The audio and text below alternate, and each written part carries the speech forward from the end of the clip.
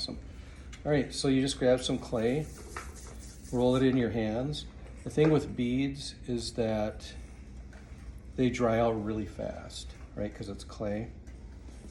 So once you get basically the shape that you want to leave a hole or make a hole and check that it's on center. And then if you just roll it on here, let's see, if you roll it on the length of this needle tool or similar tool, you can make the hole bigger, right? If I just spin it, see what's happening right there? Mm-hmm. Right, so I'll put that back in. I'm putting pressure toward the bottom part, which makes the hole bigger. So is that even through the middle though? Yeah. Yeah. Okay. Now, it's not as clean as I'd like it, but I would let it set up, and then you can clean it, you can carve it, right? Do you have to let it, is that what you call set up, like dry a bit Yep. before you carve But that's it? like 20 minutes, that'll be set up. You know, if you want to really speed it up, you could throw that in an oven and it'd be done in, you know, but you don't have to, because you can just make a bunch. So you can do it in your hands. You can also roll it on a flat surface, right? That's, you know, actually I'm gonna put it in my hands because you can get different shapes, right? So then I'm just gonna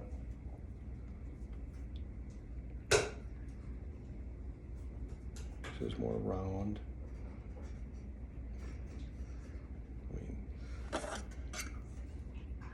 So, and now remember this hole, that's gonna shrink. So that you might want that hole to be bigger, right? So in that case you'd use, this is a chopstick. And I just like to spin it.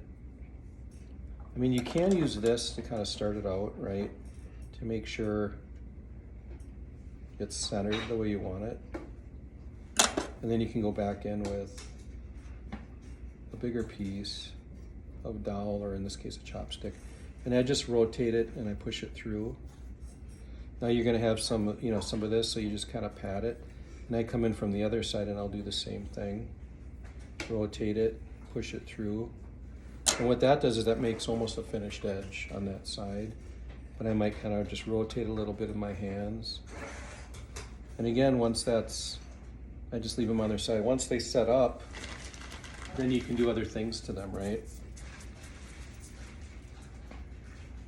So let's say if I wanted to make a long bead, you're just really rolling a coil, right? Now if I don't like my edges, I can just pat them down, or I can cut them off with a fettling knife or a wire.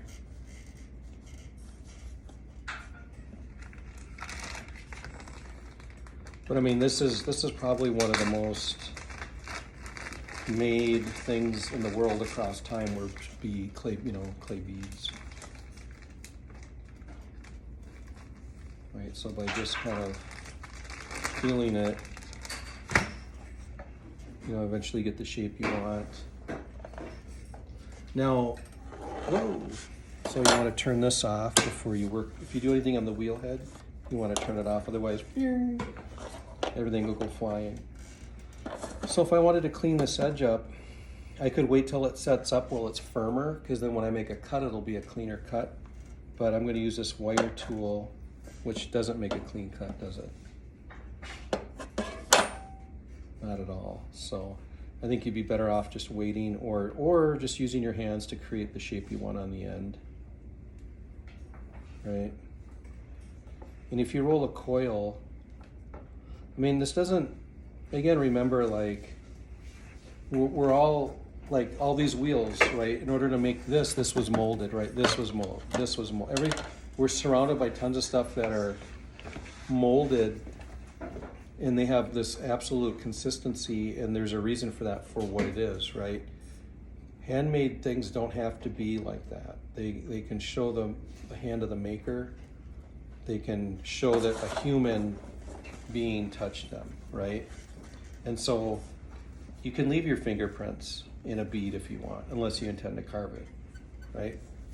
The ends don't have to be perfectly round, but you know, let's say you're making them, you know, you might want them to be consistent because maybe they go on a dress or maybe they go on something, right? So they need to be a certain length because there's an aesthetic function as well as maybe there's a physicality element, right?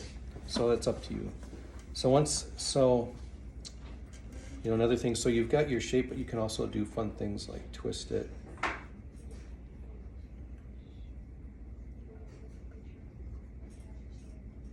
You know, there's some, I don't know. It's really up to, I mean, you can make all kinds of shapes. Is it harder to get the hole in the middle centered when it's that long? Does it matter if the hole's centered? You know, the first two they might come out the edge, but once you start to do it, you'll get used to it. Like that one, I could see the needle. I went off center. Well, when you fire it and that happens, will it crack? What will crack? The bead if it's went off the side. Because you're thinking it's thicker in one area and thinner in the other. Typically, no, because it's so small. It's such a small amount of clay. So have you ever skewered any like meat or cheese or? Somewhat. Right, so that's what you're doing with the clay. You know, you're basically doing the same thing. So you're rotating and you're pushing it through, right? And as you do it, and you know, as you practice, it'll get easier and easier. So that end looks pretty good, right? In terms of finished end. Just use a little bit of your saliva, or you can use water. And then just come in from that end and rotate, right? See, I'm not quite on center there, but now it looks like I'm on center, right? So you can kind of make your hole. You'll see, it's pretty. It's in everybody knows how to make these. All right, call it cell memory, call it when you were a kid and you played in the mud, you know. And there's like a lot of different shapes and things you can make, you know. So, Okay. does that help? Mm-hmm. Okay. I just need something to start with. When you say you need